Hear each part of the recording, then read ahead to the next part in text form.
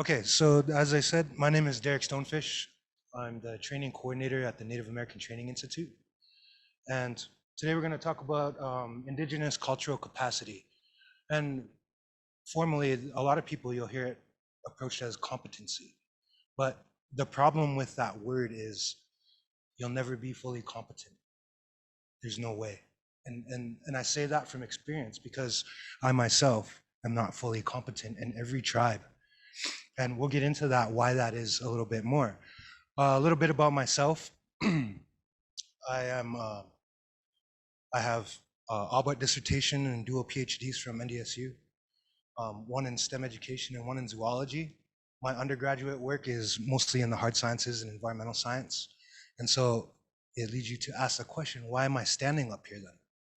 Well, the big reason is because during my academic times, I've had a lot of opportunity that I've seized, and there's been a lot of side knowledge picked up throughout my years. And the other thing that makes me an expert here is the lived experience. So what I mean by that is some of the trauma that you guys will see the children come out with, I've experienced, and we'll get into that a little bit more too.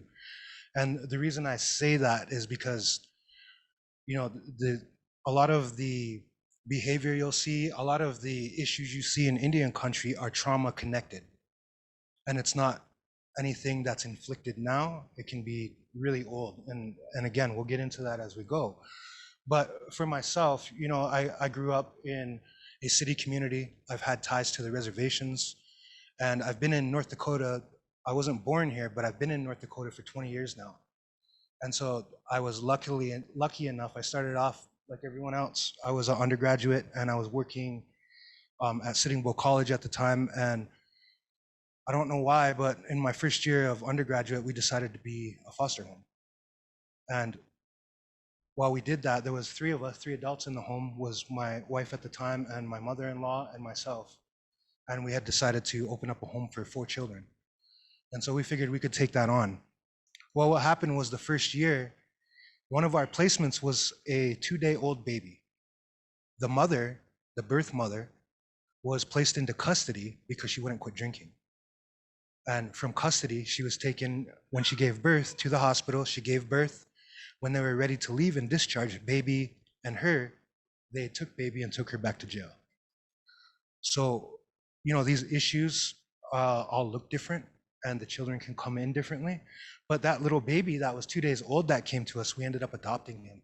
And so he's now 19 and just my son. He doesn't know any different. And the cool thing about it is he does know who his birth family is.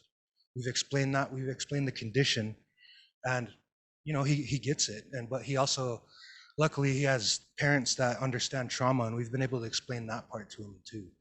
So just to give you a little context of my background, I guess, while we get started here. So why is the need? Why is there a need for this type of training? Well, one of the big ones is empathy. You know, there's a lot of misconceptions out there. There's a lot of stereotypical, negative stereotypes. There's good stereotypes too, but there's a lot of negative stereotypes out there about Native people. And I hear them a lot. I've experienced them, and you know, it happens.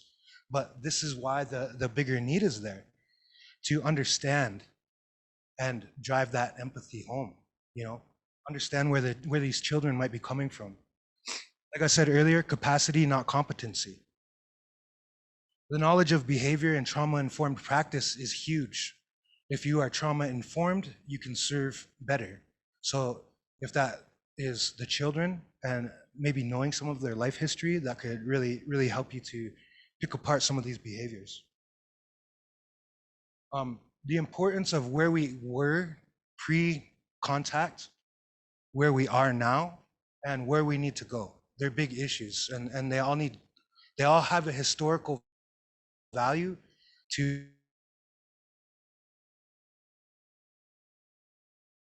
and so some common misconceptions.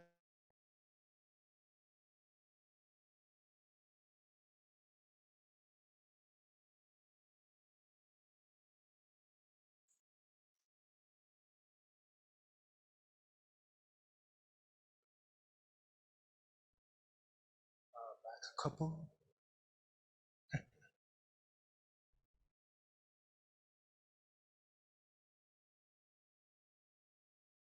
Another one. There we go. Now we're there. Oh,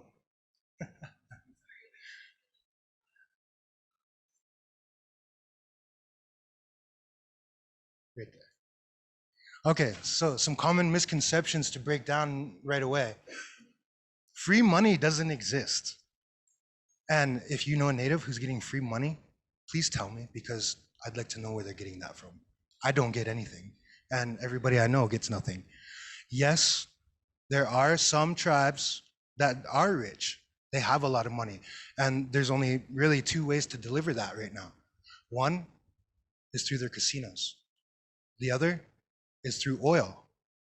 And so we see that in this state in both senses. However, when we talk about casinos, we're talking about casinos like Shakopee, or the ones out in California, or there's another one in Mount Pleasant, Michigan. They're huge. Soaring Eagle Casino in Michigan is huge. They receive family benefits, but other tribes don't. Standing Rock has a casino, I know, but they don't get any family benefits out of that. They don't see any of that money. It goes directly to infrastructure in the tribes. So the other way that you could have a wealthy tribe would be economic development. However, economic development doesn't exist in the tribes, and there's a lot of reasons for that. That I'm not really going to get into that tonight, but there are a lot of reasons for that. So these are some points where you can have some continued learning. Yes. The question was, does MHA not have family benefits? And yes, they do, but it's not casino driven. Some of it's residual monies from oil. They also set aside money for their people, and they give what are called per caps. I can't remember the actual term. I just know what the slang term is, per cap. But yeah, they receive a per cap every, I think it's quarterly. I don't really know, but yeah, they do receive some money, but it's not a lot. It's like $1,000, like every four months or something. So, but it is there. Yeah, you are correct. And there are other tribes like that. Some out in the West Coast, and these monies are delivered and driven by investments their tribe has made. So some tribes have invested in cattle companies. Others have invested in buffalo and buffalo ranches. So it really depends on the tribe itself. Like I said on here, not every casino is a Hard Rock. Yes, the Seminole people own the Hard Rock franchise, but not every tribe has that. So even if they have a casino present, doesn't mean they're wealthy. Mandated healthcare, yes. Quality healthcare, no. So I know a lot of people, and I hear this a lot, like they say, oh, well, you have free healthcare, you have IHS. Yeah, to a point, but you could think of it as going to one of probably the worst service of clinic in Bismarck, where you're getting a fresh doctor right out of school, and they're probably not going to be there in 6 months, and there'll be a new doctor there. And the problem with it is the money allocated to Indian Health Service, they have a saying on the reservation, don't get sick after June. And the reason is the money runs out. So if you need referral care for cancer treatment, you have diabetic care that requires outpatient services that they don't provide at IHS, you're stuck till the next year. So if you need chemotherapy and you're at stage 4, you're out of luck. That's just how it goes. And so yes, mandated medical health care, but not very good. Natives live in modern contexts. We live in houses. We have traditional practices that we do. Some people will stay in teepees once in a while, but for the most part, everything is modernized. And all natives aren't the same. That's another big misconception, is that all indigenous people are the same, but we're not. We are very different in every way possible, depending on where you're at. Next, please.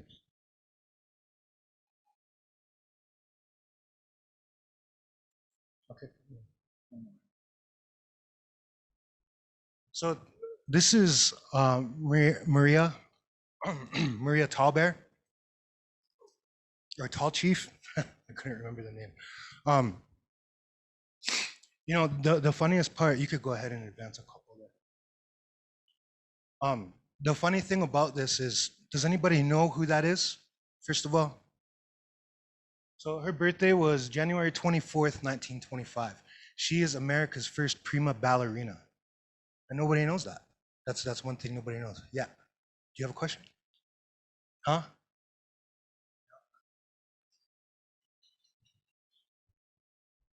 And so the significance of this, and I point this out, is because only in 1922 were Native Americans considered citizens of the United States.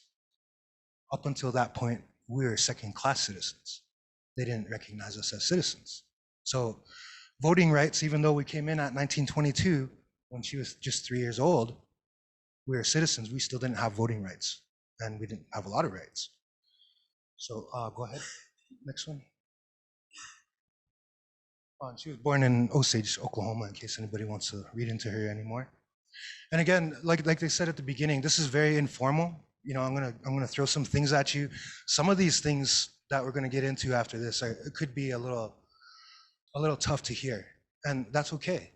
And I want you to ask as many questions that come up in your mind, and I want to be able to some of those driving questions you might have, go ahead and ask them. This is the forum to do that. There's no stupid questions. There's no way out there questions or off-color questions. You can just feel free to ask as you please. Okay. So some of the basics, as I stated earlier, there's 574 federally recognized tribes in the United States.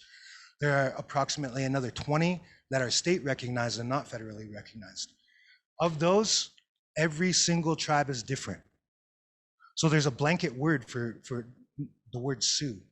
And that is actually a derogatory term because they're calling the people snakes. That's a French and Ojibwe word that was reduced to the Lakota people were the lesser adders and the Iroquois people were the great adders because they were attacked by those different tribes. But so the blanket word Sioux covers 3 dialects of language. There's Lakota, Dakota, and Nakota. Of those, there's 7 bands of Sioux people. And in each of those, there's those dialects in there. So for example, on Standing Rock, we have Hunkpapa and Minikoju. Up north in Spirit Lake, those people up there are Ihanktuan, and down south in South Dakota, in Pine Ridge, they're Oglala, and in Rosebud, they're Sichungu. So those are all different tribes. The thing is, though, is we say Sioux like they're all together, but that's not the case. Every single tribe is different. Their cultural practice differ from the other. The language and the dialects differ from the other. Between Pine Ridge has Hunkpapas down there as well, but the way they speak in Pine Ridge is very different from the way we speak up in Standing Rock. So even though we can understand each other and the dialects can understand each other, some of the words are still very different and the practices used are very different in ceremony. So that's important to distinguish that because, you know, I often say we get put in one big brown basket and they just coat as Native people as this one entire entity, but it's not so. So even within those tribes and different districts in those tribes, or different families, even the way they practice culture and our healing ways and our medicine ways, all of those can be different from family to family even. So it's really important to recognize that. And even with the children, because you could assume that something up in Spirit Lake is gonna be the same for a child on Standing Rock when really if they're involved in their cultural practices, those are gonna be very different and probably foreign to them. Like I said, culturally speaking, every single tribe is different. Here's a big one for you guys. Understand the children's humor and the way they speak. So the thing with Native children is we raise them pretty freely and they're allowed to say whatever they want. And so when they come into your home, if they're saying whatever they want, well, that's because that's a cultural thing. They were told to talk that way. They were told it's okay. And that's not okay in everybody's home, but it is a cultural difference that should be recognized.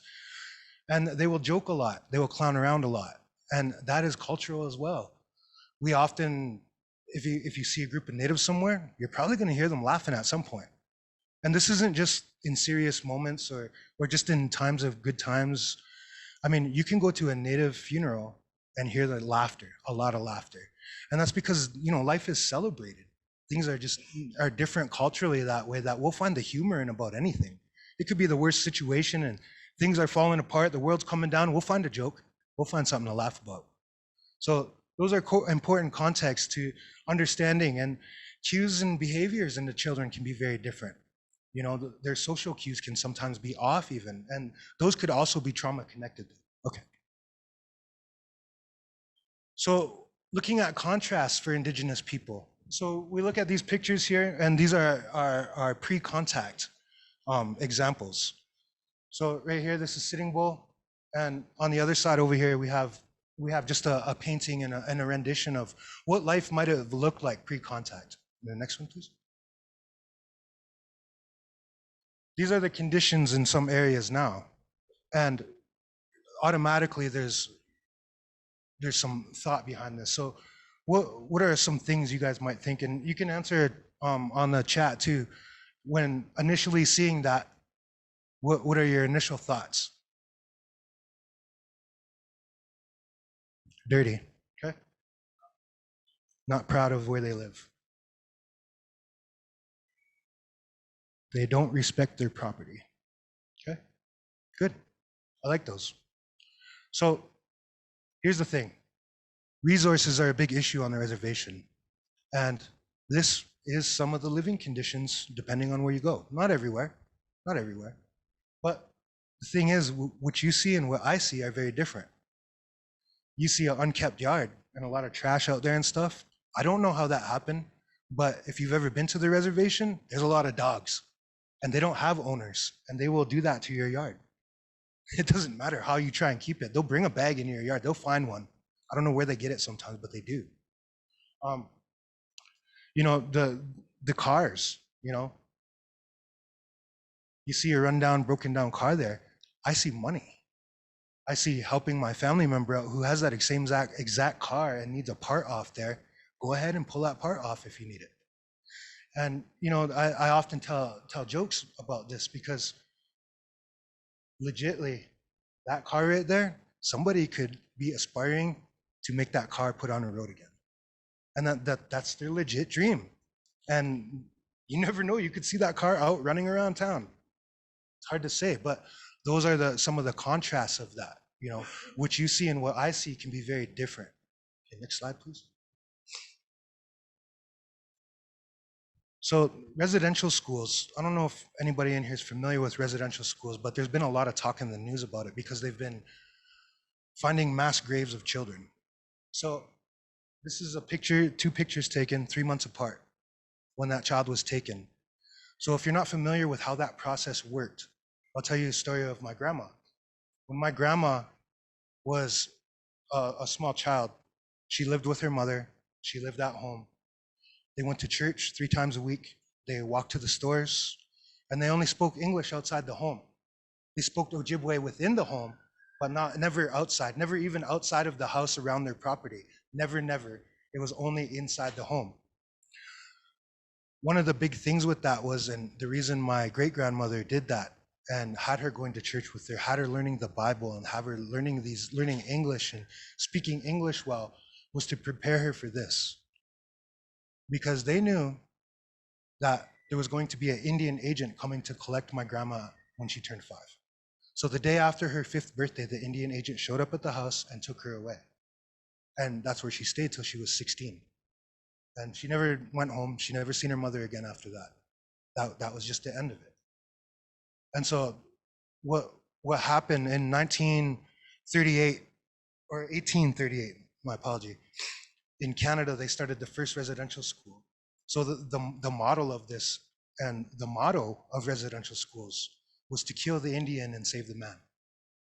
They wanted to wipe out all of our cultural practices, our language and everything, and have us indoctrinated and assimilated to society, which in a lot of sense has happened, but there's still a lot of resistance to that. And so, this is just one example of that. And again, you can further your own research online and read about residential schools. There's plenty out there now. that you could go ahead and search. There's even some good movies out there. Trying to think of the name of that movie right now. But there are some resources out there. Okay, next slide, please. So I told you earlier that we're going to get into some things that aren't that appealing and tough to watch. So one of the things was, there was a time when they wanted to exterminate all Native people, and a biological warfare was created on us, where trade was created, and instead of bringing things that were good, they gave us blankets with smallpox, and the smallpox ran through the villages and the people and just wiped entire families out, all in one stroke. Entire tribes are gone because of this practice. And so I like to use this picture because of the mass killings that happened. Wounded Knee was one of the biggest massacres in American history. And the most shocking part about this is if you look at the Nazi concentration camp versus Wounded Knee, they're very similar in nature. But here's something that a lot of people don't know. In Adolf Hitler's book, Mein Kampf, he strictly addresses what they did to the Native people, and that was his plan to carry out genocide. He took a page right out of the playbook of America, and he decided to capitalize it. And that's right in the book of Mein Kampf. So, I mean, it's pretty significant. If they're taking pages out and atrocities like Nazi concentration camps were a part of that, that's pretty heavy. Next one, please. Again, just another depiction of the same thing, the concentration camp versus Wounded Knee. Very similar in nature. Next one, please. Again, just another depiction, just to give you guys some context of how brutal it really was many years back. Next, please.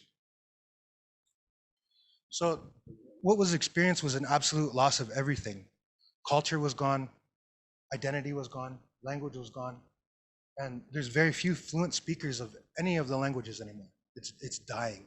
There's a revitalization effort. However, it's here and there, it's spotty, depending on the tribe and the nation you're addressing. Nothing was normal anymore. So what we would consider as a normal everyday routine, imagine that being totally uprooted and everything changes. If one day we had a outside entity come in and say, all right, you can no longer leave North Bismarck. You're stuck there. And we're gonna redo everything. You're not allowed to speak English no more. You're not allowed to practice your religion no more. All of that is done. We're gonna tell you how to live. That was the context of that. So if they were to take everything away, that's how that would feel. And you can search your own feelings with that, because that can be kind of heavy all on its own to even think that everything could just be taken away like that. But for a lot of Native families, they experienced that trauma. It was so heavy, all the children were taken away. Their whole lifestyle was different. But that same trauma is still felt today. That's one of the biggest issues. Right. So like I said, we're gonna talk about trauma because we need to look at what the costs of these actions were. Next, please. So these are the forms of trauma that we address, is historical trauma and intergenerational trauma. So historical trauma is old. It's old. And depending on the time of contact is how old that trauma is. For my people, I'm Iroquois, and I was born in upstate New York. And for my people, we experience early contact, because the Declaration of Independence is built off the Iroquois Great Law. And so we experienced that contact early on before there was even a nation even evolved. Before the colonies were even evolved on the East Coast, we were already a part of that. And so our contact experience is a lot longer, and that trauma can be that much longer. So, we talk about that historical trauma, cumulative, psychological, and emotional wounding across generations. So we have multiple generations of this now happening, and it's never been worked on. It's never been healed. There's never been any resources put towards it. In fact, another thing about IHS, behavioral health. I don't know if anybody, maybe you are familiar with how big Standing Rock is. There's approximately 15,000 people there. They have one behavioral health specialist for the entire place. that behavioral health specialist hears all these traumas, all these awful things that are happening in the homes. They get burnt out. How can you constantly hear that? And so they get burnt out. And again, fresh people right out of school, getting their first job, trying to get their feet wet in the world, go to IHS, it's a government funded agency, which means there's loan forgiveness. So it's attractive. But then they come there and they're like, what did I just do to myself? And literally the waiting list to see a behavioral health specialist on Standing Rock right now is over a year. Over a year. So if somebody's in dire need or in crisis, you're not going to get the help. Intergenerational trauma is when that trauma is passed on. So I took on the generational trauma from my dad and from my mom. And so I got it on both sides, but they did too. It was no different for them. And so what we see now is this trauma is beginning to heal because there's so much emphasis put on mental health in society today. Next slide, please. So one of the things that we really focus on in this work is ACEs. Anybody in here familiar with ACEs? Adverse childhood experiences. So this is kind of just, a schematic of this. I really like this because it gives you a very good contextual view of what I'm trying to get at. So there's all these things that we see, like the leaves on a tree. We have maternal depression, emotional and sexual abuse, all these different factors that happen. But all these adverse things all stem and have a root to them. Some of that can be very old. Some of it can be passed from the generation before. And so we see a lot of this in Indian country. We see a lot of violence. We see a lot of poor housing conditions, a lot of poverty, a lot of discrimination, a lot of corruption. It's out there. It is. Next slide, please.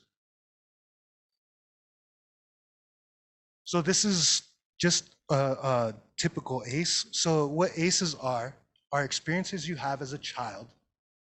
And it doesn't matter how extreme it was. It's just that if you had it or not. So that's the very basis, the very baseline of ACEs. It's developed into something a little more now where they do interviews and they look at scores and your score, and they also look at what you can have what's called a resiliency score. Now, I am lucky enough to have a high resiliency score, but not everybody does. That goes from individual to individual. If they have a low resiliency score and a high ACE, they're most likely going to experience poverty. They're going to experience health effects from that and behavioral effects. So, for me, I don't mind being open. I have a 10 score. Anything above a 5 is considered extreme. If you have a low ACE score, then you're more likely to succeed in life. If you have the higher the ACE score, the higher the values are to comorbidities, to health disparities, and it is directly connected to the outcomes in one's life. Next, please.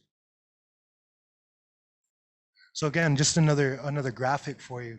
So when we talk about ACEs and you experience all these bad things and you got this high ACE score, you're looking at it and you're looking at the historical and generational trauma that is a part of that.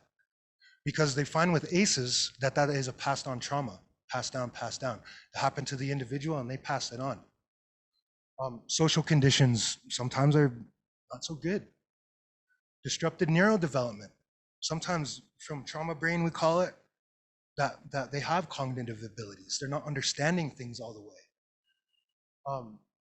Adoption of health risk behavior. You see a lot of unprotected sex, a lot of smoking and drinking and all types of different really risky behaviors, they happen.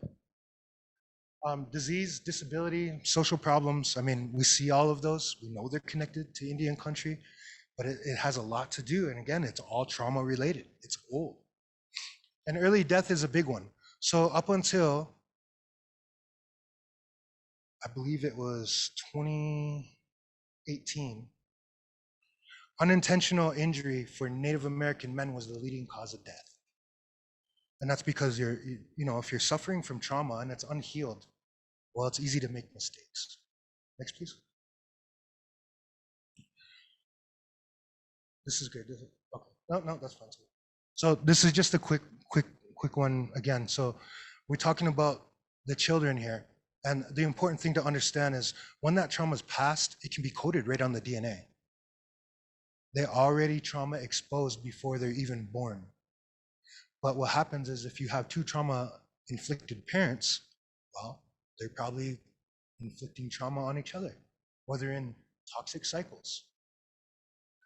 The problem with that is, again, it affects the baby more. Once that baby is born, again, trauma is passed. They come into a new relationship, whether it be male or female, again, they're passing the trauma to them. Another child born into trauma. Once we get down here, now we have a transgenerational trauma that's happened. It's happened over multiple generations now where it can be traced back right to the very beginning. And this level here, this is where we want to stop because we want to move forward. And the thing with a lot of Native people is you have to understand the work I do today, I don't look for it to make a difference tomorrow or next week. I'm thinking already of 7 generations from now is where my goal is. So the groundwork I'm laying out and the work I do is all for future. It has nothing to do with right now because that doesn't work. Next one, please. So trauma in Indian country, again, like I said, behavioral issues, health outcomes, health disparities, and social economic status. The biggest one though, access to services. There is no access. I mean, many reservations are food deserts. They have a corner store somewhere that doesn't have fresh produce. They don't have groceries. For Standing Rock, I mean, I used to make that trip from Standing Rock up to Bismarck. And it would be my entire Friday evening or an entire Saturday just to come up and get food. But if you don't have a car, you can't afford gas, how do you do that? So you'll run into older children that you would expect to know how to cook, or you would expect to at least know how to fry an egg, and they don't know how. Well, the problem is because due to the access to services, they're used to cooking box dinners. They're used to cooking out of a can. And you see that very, very frequently that they don't know how to cook. And so, that's a life skill that as foster parents, you could help build upon. So, like I was saying earlier, where can you support? What's your role here? There's many, and you can be creative about how you can insert yourself here. Next one, please. So just to give some stats on health disparities. So this is a huge one. We have a 10-year disparity in average age of death.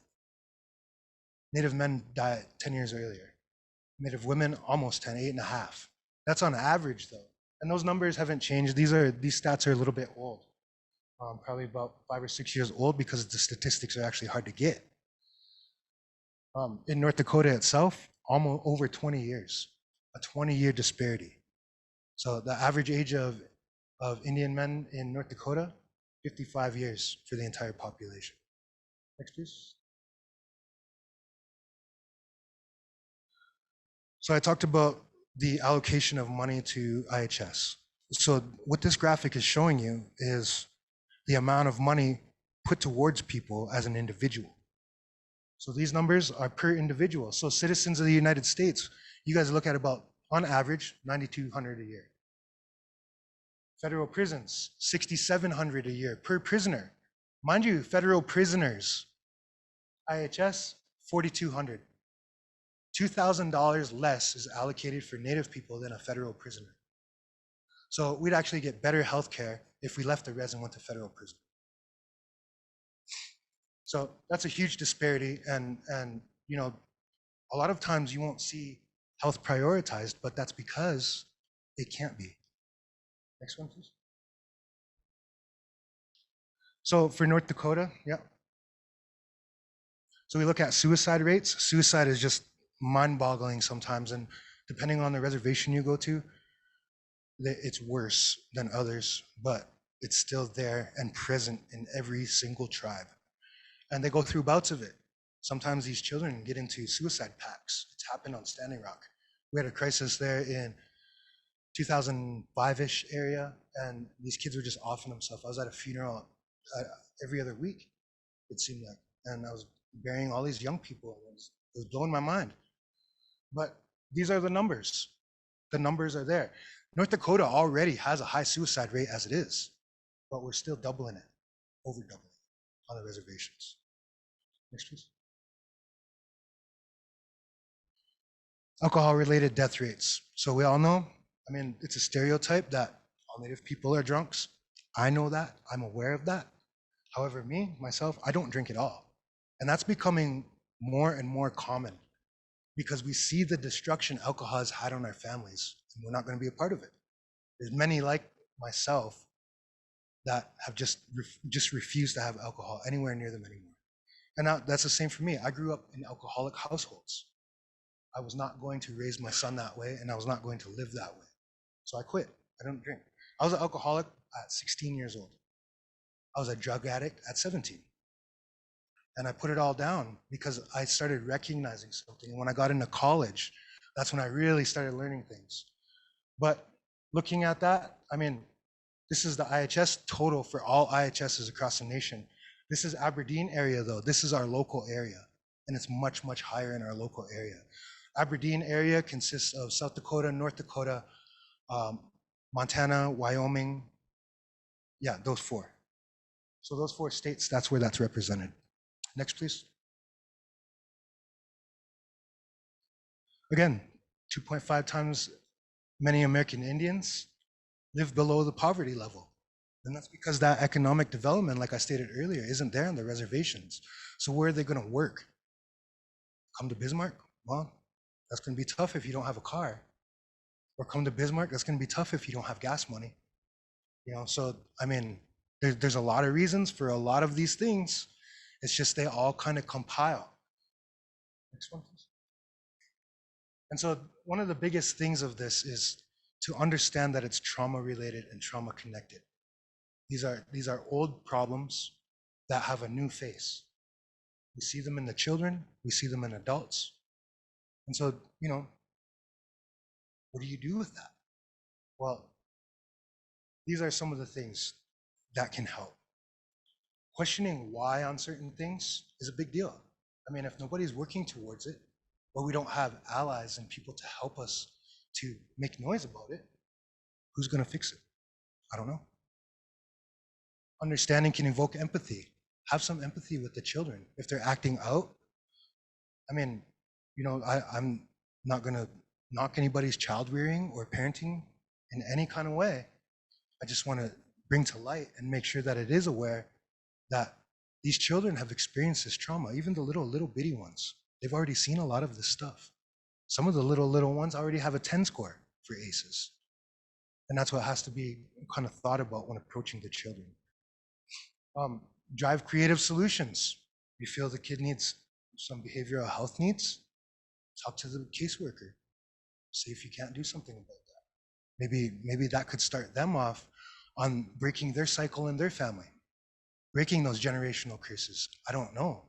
But as foster parents, you guys have a lot of, I guess, drive with these children, like, because you might be able to provide something they're not going to get when they go home. And ICWA, you know, that actually is there for child welfare workers, but you know, the Indian Child Welfare Act, because of all these issues, because of the children being taken, because of forced sterilization programs in Indian country, now we had to come with the Indian Child Welfare Act. And that's so that kids can remain home and within their territories and within their boundaries. The problem is, you know, they'd probably place more kids in their tribes. They don't have the foster homes. Right now, Standing Rock's down to 4 foster homes for the entire tribe. So they have nowhere to place them down there. And so, you know, those are issues that they're working on and other tribes are working on. But the problem is sometimes the resource, again, isn't there to make that happen. So, you know, I was married to someone who worked for Standing Rock Child Protection. And that was one of the big things that I seen there. When she was doing it, she was the foster care coordinator, and she got Standing Rock up to 40 homes at that time. But she also did a lot of work. But on top of that, they didn't have enough case managers, and they couldn't handle the load. So they're only allocated the federal dollars per child, so they can't hire extra case managers. They don't have the resource again. So you'll see case managers on the reservations, they have 70 cases. My ex-wife, when she had 40 foster homes to tend to and train and do everything for and keep them up to speed, make sure all their documents are in, just like you guys have to do. She was also case managing a load of 30 on top of that. So they don't have the resources to keep up with the demand. And that's a huge issue. And, they just run into things. I mean, it's a small community. So when something happens to one family, it happens to everybody. And we're seeing it right now because we had a training up here for child welfare workers from the tribes, and Standing Rock didn't come, so we wanted to know why. The whole office has COVID. So, I just give that as an example, as when something happens, it just seems to fall apart on the reservation sometimes. I don't know why. But if and when you're having to work with a tribal entity such as CPS, don't get too discouraged when they don't call you back right away, or if at all. I mean, it's not just non-natives that's happening to. It happens to us too. We can't get a hold of them half the time because they're busy. They're running around. So, there's a lot of understanding that can be had with just simply having a little bit more empathy. Okay, next one, please.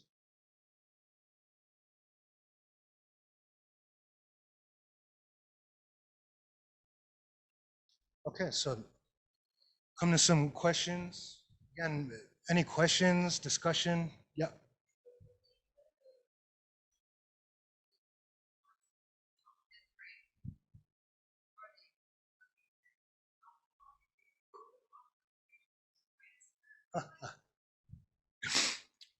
Mm, no, no. Um, this is complicated because, so are you guys familiar with the term of lateral violence? No? Okay. So we talk about lateral violence in Indian country, and it's when people they're not above the other one, they're not any better, they're in the same position as the other person, but they will throw them shade like you have not seen. And that happens when, so some will move away and they'll go and get educated. Now, the elders press us and say, go away and get your education and bring it home. When people do that, though, they come home and they're ridiculed and they're put down. Like, oh, you left to go and do this, or you left to go do that, and you just forgot about everybody. And it's like, it blows my mind because they're bringing that education home to help, but then they get driven out and they end up in Bismarck, or wherever. And so I think that is a really great question that doesn't have a good answer, because some leave and never look back. That happens a lot more, and that's because the trauma is so deep they can't go back, they don't want to. And so I guess it's contextual again to the individual, and to that family, because some families are worse off than others. And that's the thing too, even with these toxic families and these really sick cycles that happen and all the abuse that happens in the homes.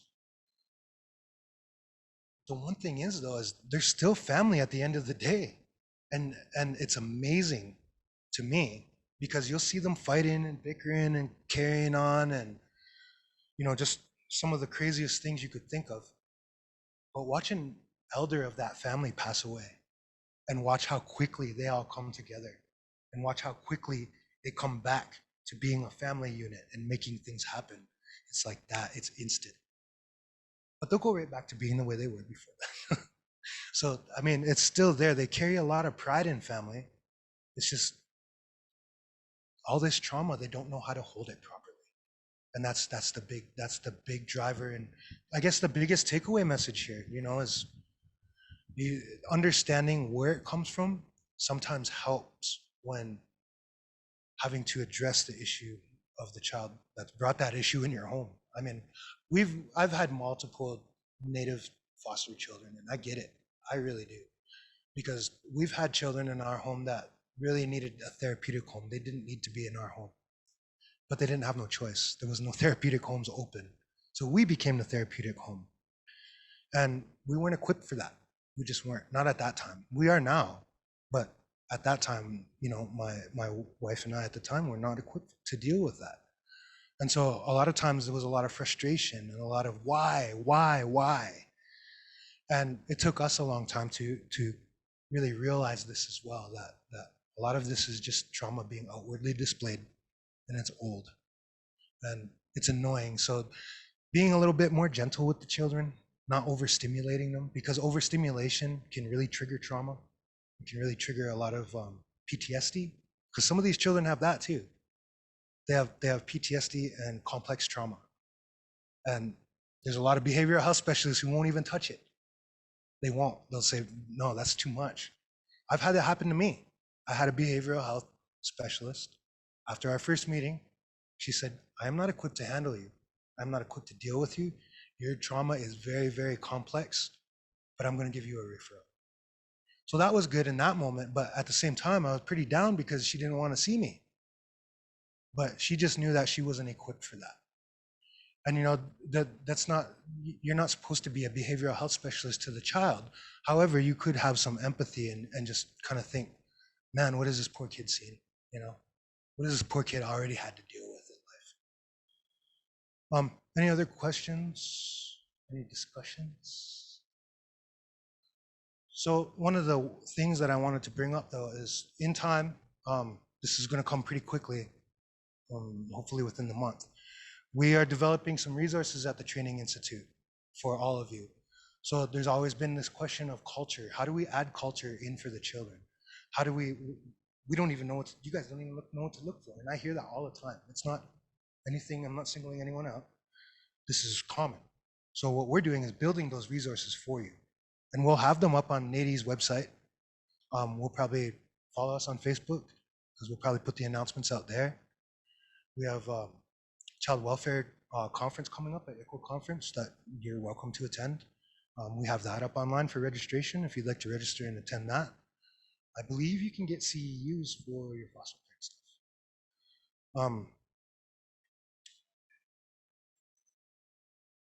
Yeah, so some of the resources will be, we're gonna try and generate a book list and categorize them to look at different things, some with culture, some with more stories for children, some that with historical context to them to give you a better overview. Because this training, it can be expanded to an entire semester course if we have the time. But quick and dirty, it's an hour. So there's a lot that's been said here. You're probably gonna go home and have more questions than answers today, and that's okay.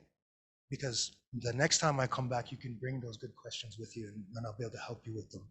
Or you can reach out and get a hold of me or somebody at NATI, and we're always willing to help and support the furtherance of our work.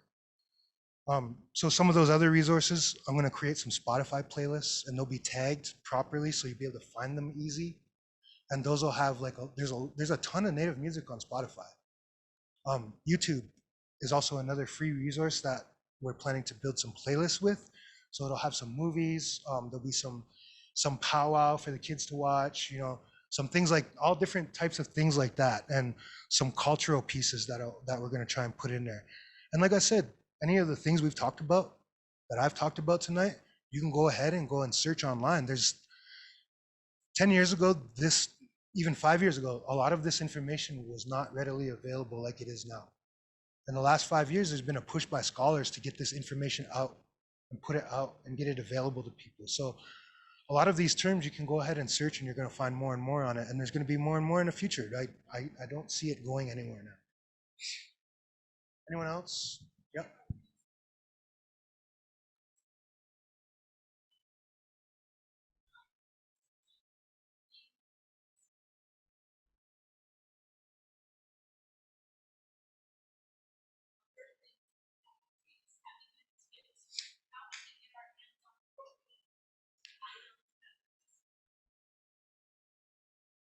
I do. That's not something I thought of, but we're gonna have to add that to the list. I mean, they're out there. They are out there, and there's plenty on Facebook. Plenty of Native people who make things and just sell it off their page. And that's more common. They don't have storefronts, but there are storefronts. There are. Yeah, there's that. Yeah, but they're opening a bigger store. Yeah, it's gonna be even bigger. Yeah, it's gonna be a bigger store. I can't remember where they might be moving to Kirkwood. Yeah, yeah, yeah. Yeah, there's another one in the mall, that strip mall up north here. They're not far from here. There's one in there too. Yeah, by Fry Bread Mamas. So I don't know if you guys know about Fry Bread Mamas either. Over in the mall over there, there's a native restaurant there, and they sell Indian tacos. So want to get your kid an Indian taco? They're good too. I eat there a lot. But as far as resources for things like that, yeah, that's something we can add on there, and I'm glad you brought that up. Um, Prairie Edge, it's called, in Rapid City. There's another website called Crazy Crow, but that's more crafting things. They don't really have a lot of items on there. Um, oh, I know one that can go on there. It's called One Stop Powwow Shop on Facebook, and um, they sell a lot of items in that group. But there's tons of groups on Facebook, and you know what? We'll get those on the resource list so that they're available to you and you can have it. And so there's some other developing things that brings to mind is like, I know somebody who's creating children's kits right now, and this is what they're doing with them. They're creating children's kits that have a teaching with them. And so I'll try and get her information um, on that list and out to you guys as well, because she has these kits that have like teachings on star knowledge, and there's an art and craft project that goes with it and gives all the instructions in there, and gives the teaching and the basis and where that comes from. So that might be something, a good resource too.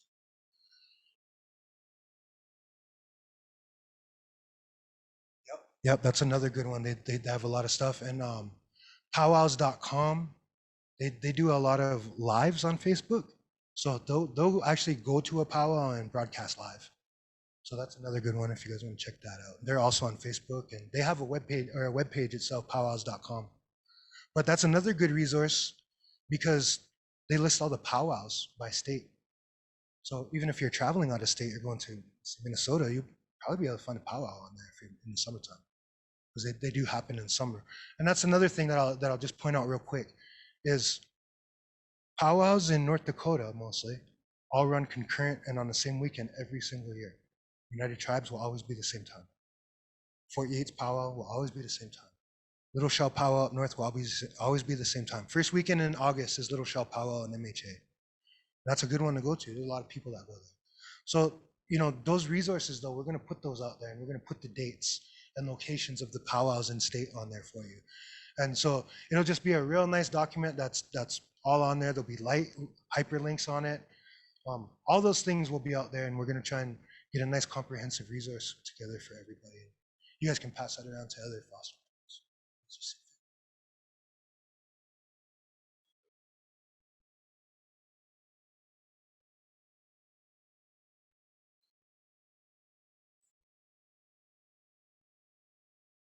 Yeah.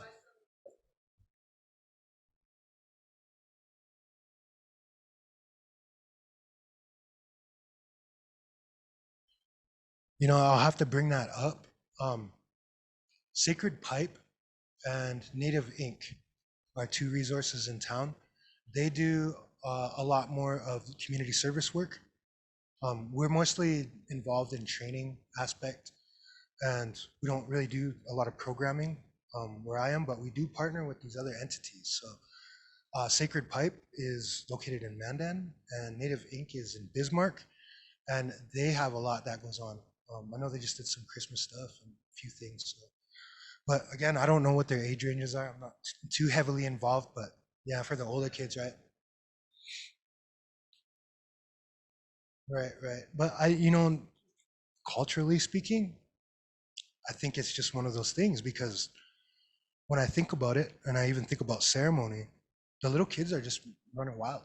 They don't, they're not involved really unless they're told to come stand still and be still, or be quiet, then they will. They're usually pretty compliant, but like my son, I didn't start teaching him about the Lakota way of life till he was around 5, because I knew he wasn't going to get a lot of it.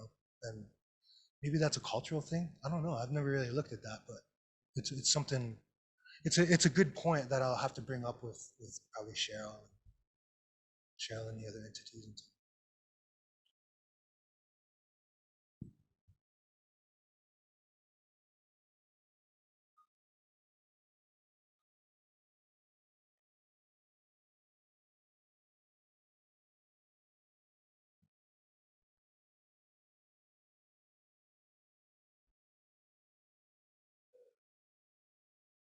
Oh yeah, why am I forgetting? Cradle boards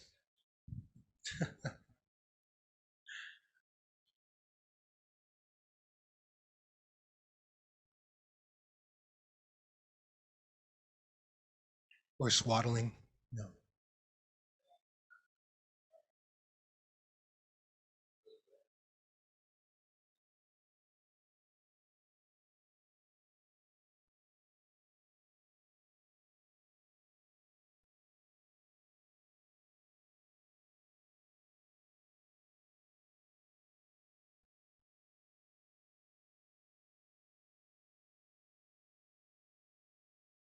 Yeah.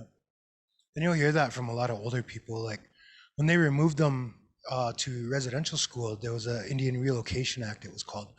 And some of those areas where they were relocated to, where Denver was one. So you'll have a highly native population still in Denver. San Francisco was another one, and Pennsylvania was also another one.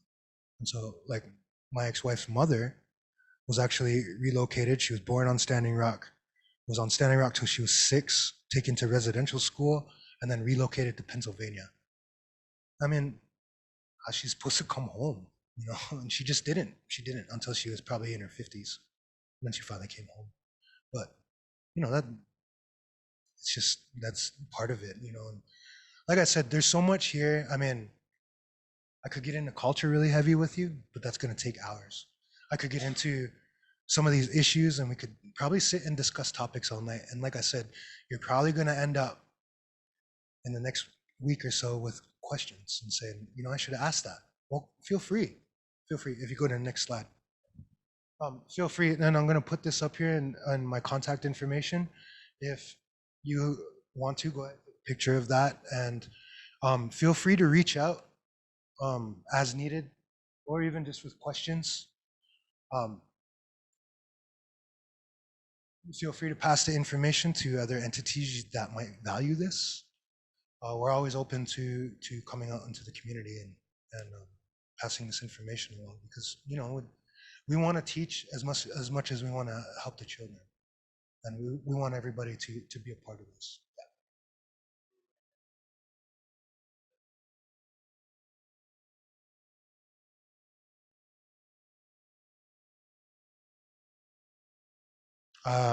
I wasn't, and I wasn't even aware that that was there. I was out of state for about 5 years.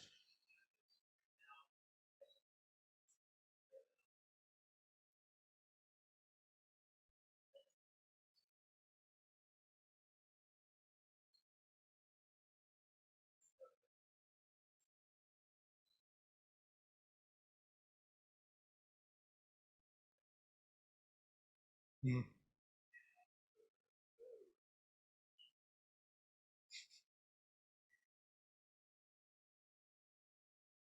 yeah. Hmm.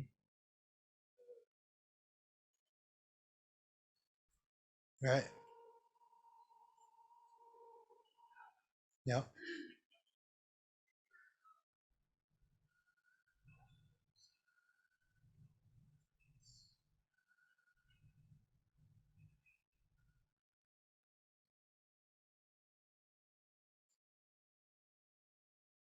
Yeah. Yeah. And that's always the biggest question. And there's good answers for it. And it's complicated. It's not an easy fix. I mean, addressing the mental health and the historical trauma, that's the biggest one. I mean, until those cycles break in families, you know, then that will continue. It will be passed down. And until the issues are addressed, they will be passed down again. And it's really unfortunate because there's so much good. I mean, there's under the surface of all the crap, there's a lot of really good things in Indian country. And I think you have to live and be enthralled in it to understand that, or even the humor. You have to be immersed in it to be able to understand it, because that's a common thing. I hear that a lot, and they're like, how is that even funny? And we're sitting there and we're dying. We think it's just the funniest thing in the world. And people are just looking at us like, you guys are really talking about that? And it's just how it is, though. I mean, we'll find, like I said, we could see a great tragedy. We'll find a joke in it. We will. It's just how it is. Yeah. Tag me in. Tag me in. I'm a former eighth grade teacher, so I'm not scared.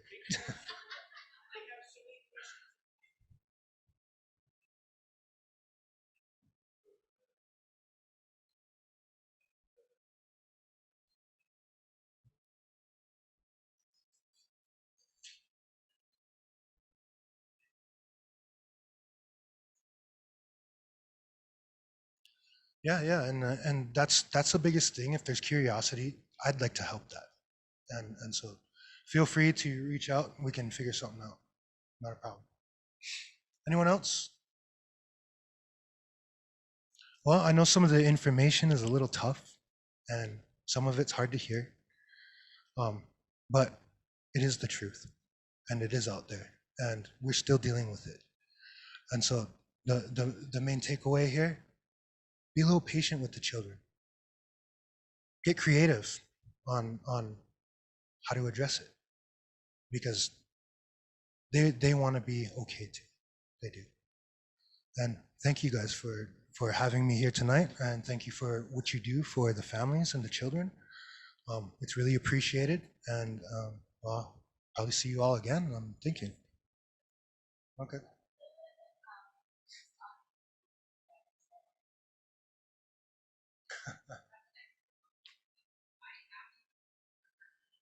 And for future, if you guys come together as an association and you're getting ready to have me back, if you find an area of focus, let me know ahead of time and I can plan for that. And that way we can have a little more focused talk. Yep. Thank you guys.